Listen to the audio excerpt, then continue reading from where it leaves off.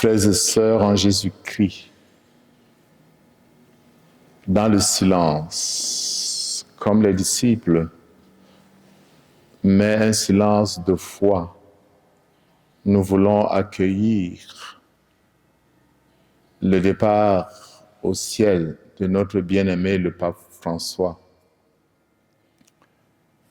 De l'évangile que nous avons reçu tout à l'heure, nous voyons Pierre et les autres apôtres enfermés, le cœur encore troublé par les ombres de la passion et le poids du deuil qui ne peut pas s'effacer d'un seul regard. Pourtant, sur ces routes intérieures où ils ne comprennent pas encore, le ressuscité s'avance, humble et discret. Il apparaît au milieu d'eux, alors que les portes sont fermées. Il n'entre pas avec fracas, mais avec douceur, sans effrayer. Il est présent dans l'intimité de leur désespoir et de leur déception. Dans cette nuit, résonne cette parole: la paix soit avec vous. La paix soit avec vous. Ce ne sont pas des simples mots vides, mais une parole vivante, porteuse de la promesse totale de Dieu. Une paix que le monde ne peut donner. Une paix qui naît d'un amour plus fort que la mort. Une paix que donne le cœur transpercé, mais vivant.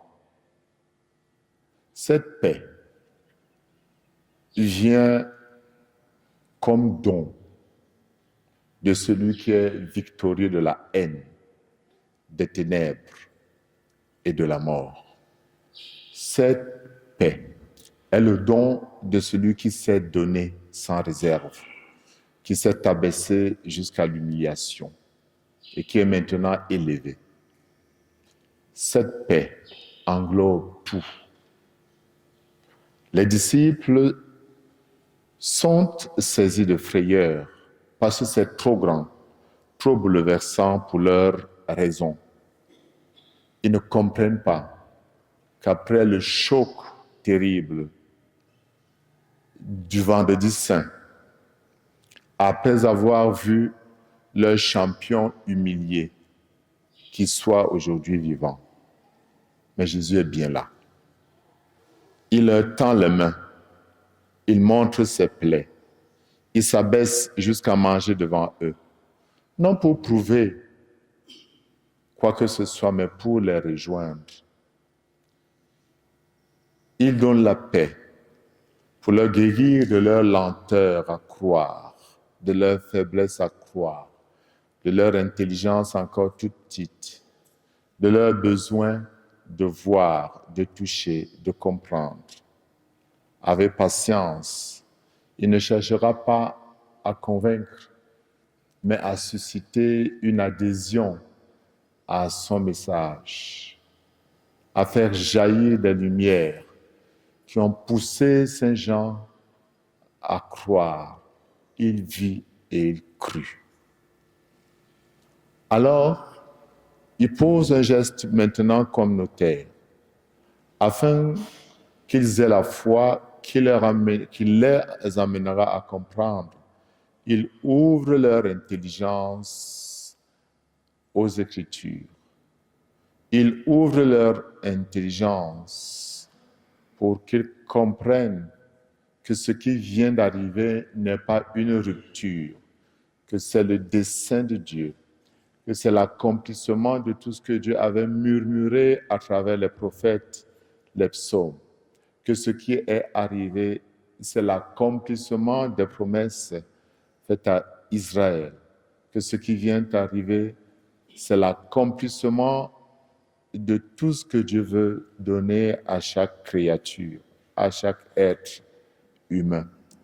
La croix, qui semblait être un échec absolu, devient alors le lieu de la victoire.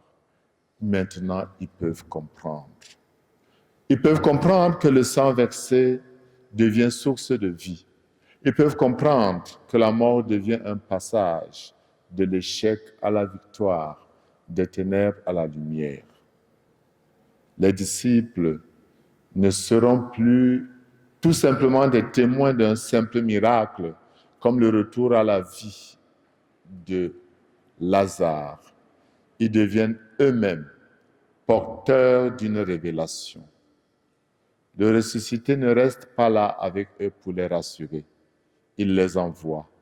Il fait d'eux des gardiens d'une parole qui est capable de guérir le monde.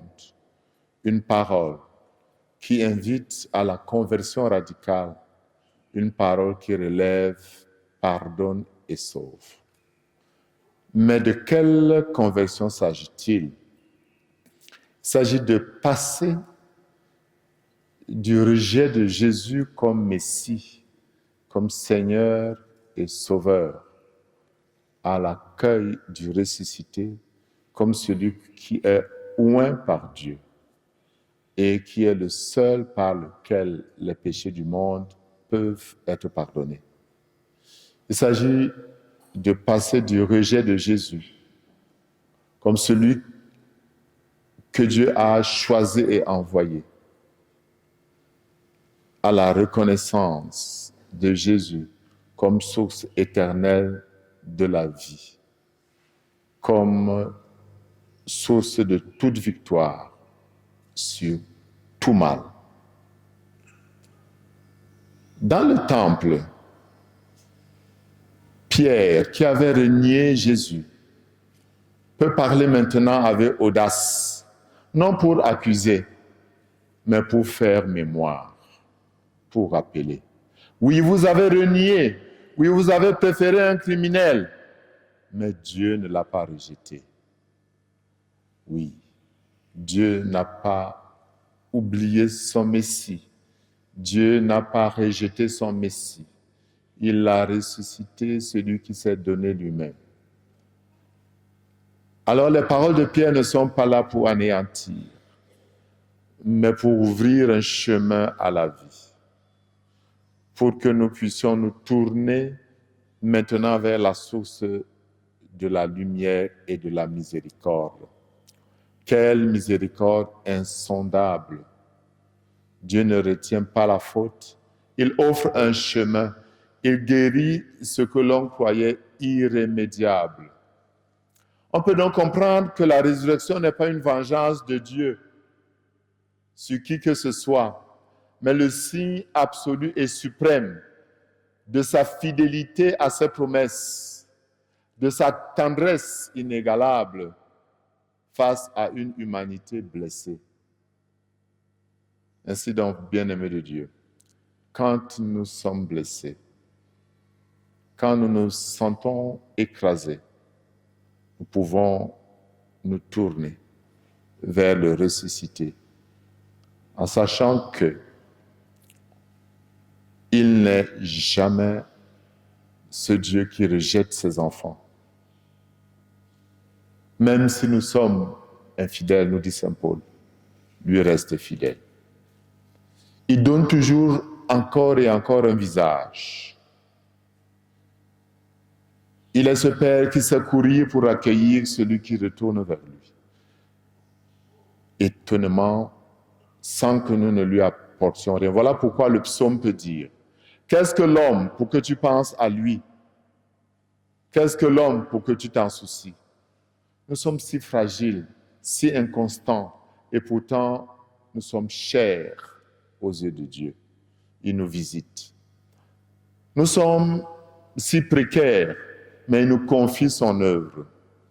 Il nous fait co-créateurs, non pas pour dominer, mais pour servir comme lui, pour bénir comme lui, pour refléter sa lumière comme lui, pour pouvoir briller d'une brillance que le monde ne connaît pas, la brillance du ressuscité. Ainsi, avec le ressuscité, si nous le rencontrons, nous retrouvons notre vocation perdue. Nous sommes recréés de l'intérieur. car la gloire de Dieu n'écrase pas l'homme. Il le guérit, elle l'élève, l'inonde de paix, le remet debout. Le ressuscité vient encore au milieu de nous aujourd'hui pour entrer dans nos cœurs fermés, afin de les ouvrir à la vie, pour toucher nos doutes, pour que comme à Thomas, il nous dise, cesse de douter et crois. Il voudrait que nos blessures soient transformées en lieu de manifestation de sa gloire. Il ne demande pas des preuves parfaites de notre amour. Il veut juste un pas. Il nous tend la main, nous appelle à la confiance, nous offre sa paix, une paix que personne ne peut nous voler, car elle ne dépend pas de nos mérites, mais cette paix dépend de la miséricorde de Dieu. Il est vivant, il est là au cœur de nos vies. Il est vivant, il est là dans nos promesses et dans nos tendresses. Il est vivant, il est là dans nos fêtes comme dans nos tempêtes. Il est là, il est vivant, il nous ouvre les Écritures, nous nourrit de sa présence, nous envoie vers les autres pour que nous formions une famille, pour que nous marchions ensemble, pour que nous sachions pardonner et pour que sa lumière illumine nos familles, la famille humaine. Comme les disciples, nous sommes donc invités à ne plus avoir peur, à croire. Comme les disciples, nous sommes invités à accueillir la paix. C'est à chacun de nous que le ressuscité dit, la paix soit avec toi. Nous n'allons pas répondre comme nous le faisons à l'Eucharistie et avec votre esprit. Nous allons dire qu'il me soit fait selon ta parole, comme la Vierge Marie. Accueillant l'Esprit. Laissons l'Esprit Saint inonder nos cœurs pour que, portés par l'Esprit du ressuscité, nous puissions traverser les chemins de la mort pour nous ouvrir à la vie. N'est-ce pas ce que le pape, notre pape François, nous a donné comme témoignage? Justement, le jour de la Pâque, il s'est fait voir. Il s'est fait voir comme pour dire un dernier adieu. Il a béni la foule. Il a souhaité bonne fête de Pâques. Et il s'en est allé. Il s'en est allé pour découvrir la joie ultime qu'il a cherchée tout au long de sa vie, avec ses hauts et ses bas. Nous avons suivi tout à l'heure, et je voudrais dire merci à l'abbé Faustin. Nous avons suivi sa biographie et il a fait ressortir quelques traits majeurs du pape François. Je voudrais me permettre de dire ce qui m'est personnel. J'ai été proche, très proche, du pape Benoît XVI. Et par un concours de circonstances, le jour de sa démission, j'étais à Rome. Et l'audience du mercredi qui suivait, j'y suis allé. Et le pape, encore pape Benoît, à ce moment, avait dit, Dieu vous donnera un pasteur selon son cœur. À l'élection du pape François, je me suis dit, la prière du pape Benoît est accomplie. Nous avons un pasteur selon le cœur de Dieu. Et le premier écrit et le dernier écrit, la dernière lettre encyclique, porte sur cette vérité, la vérité du cœur. Le tout premier écrit du pape François commence ainsi. La joie de l'Évangile a rempli le cœur de ceux qui rencontrent le Christ. Et sa dernière encyclique nous parle effectivement du cœur aimant de Jésus. Comme pour dire, son pontificat est encadré par ce désir que Dieu lui a donné de désirer être un cœur qui essaye d'être semblable au cœur de Dieu, transformé par l'Évangile, avec ses hauts, avec ses bas. C'est toujours avec émotion que je me rappelle de cette exhortation apostolique, la joie de l'Évangile. Le pape dit que ceux qui rencontrent le Christ et dont le cœur est rempli de joie sont libérés de la tristesse, du péché, de l'isolement. Et il nous appelle à renouveler cette expérience de rencontre si on l'a déjà faite. Et dans le cas contraire, qu'on la cherche. Le pape François nous a engagés dans une transformation institutionnelle. Certes, avec une nouvelle constitution qui restructure le gouvernement de l'Église, Predicate Evangelium, mais davantage par une nouvelle manière d'être Église, avec tout son appel à avoir une Église en sortie, à l'envers, refusant de se renfermer. Une Église qui rejette la puissance, mais qui sait s'abaisser. Une Église tournée vers les pauvres. Une Église tournée vers la périphérie.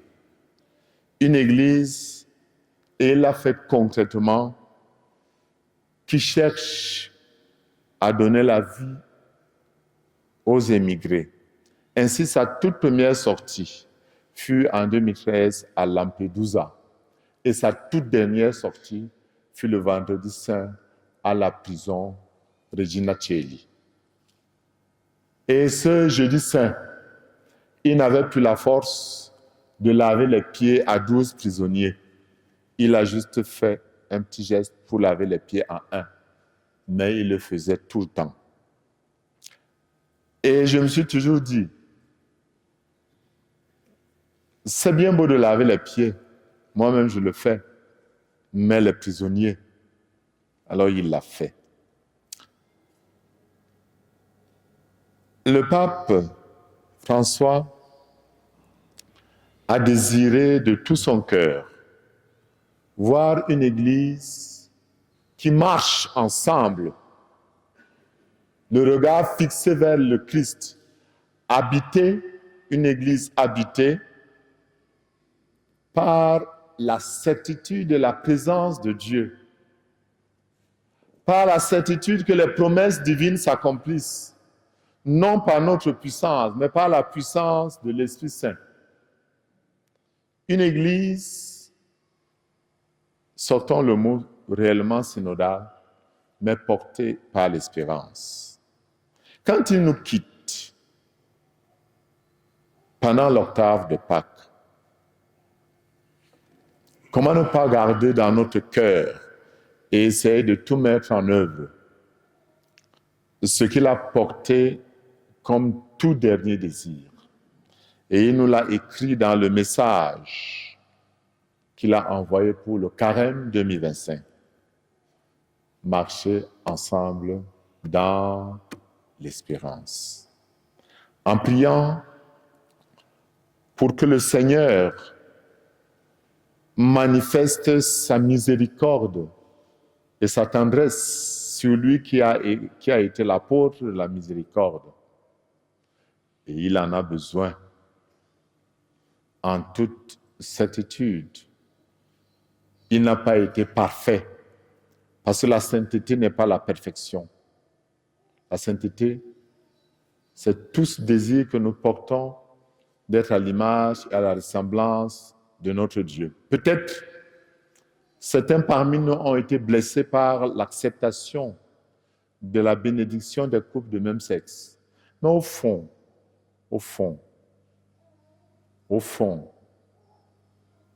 la miséricorde se moque du jugement.